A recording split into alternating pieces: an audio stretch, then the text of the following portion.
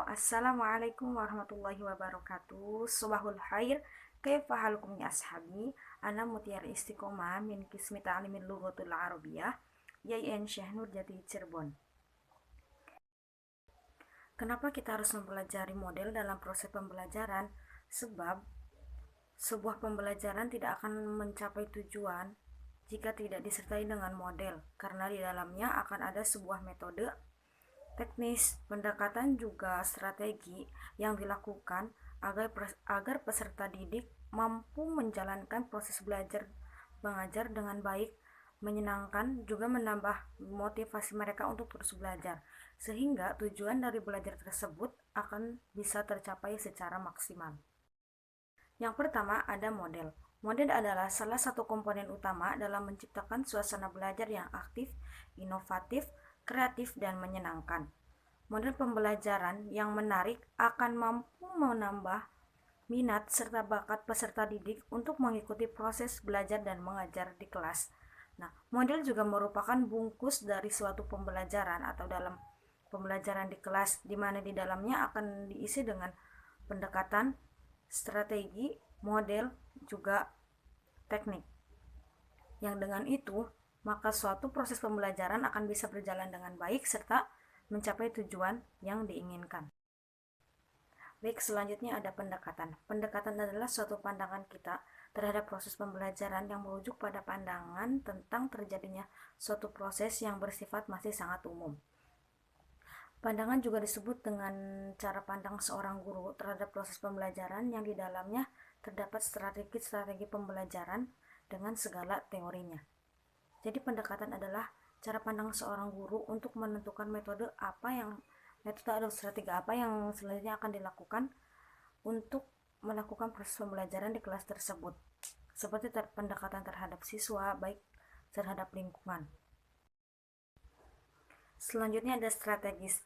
Strategis adalah kegiatan pembelajaran yang dilakukan oleh guru dan siswa agar tujuan pembelajaran dapat dicapai dengan efektif dan efisien.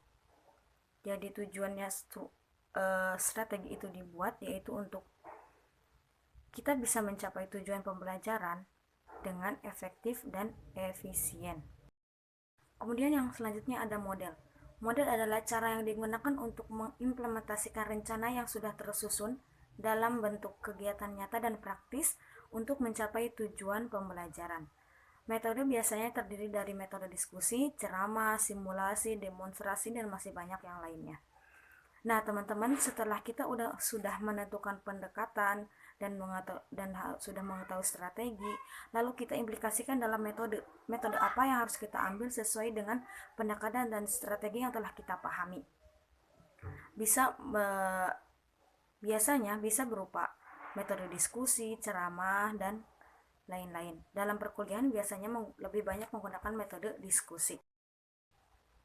Nah, kemudian ada teknik. Teknik adalah cara yang dilakukan seseorang dalam mengimplikasikan suatu metode secara spesifik.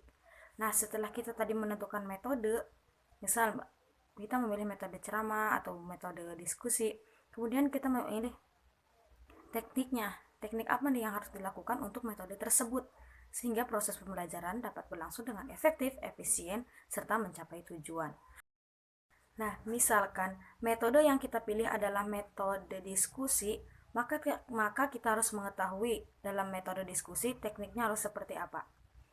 Contohnya, metode diskusi itu tekniknya akan berbeda dengan kelas yang banyak siswa yang aktif dengan banyaknya siswa yang pasif. Tentu teknik yang dilakukan dalam metode diskusi tersebut akan berbeda.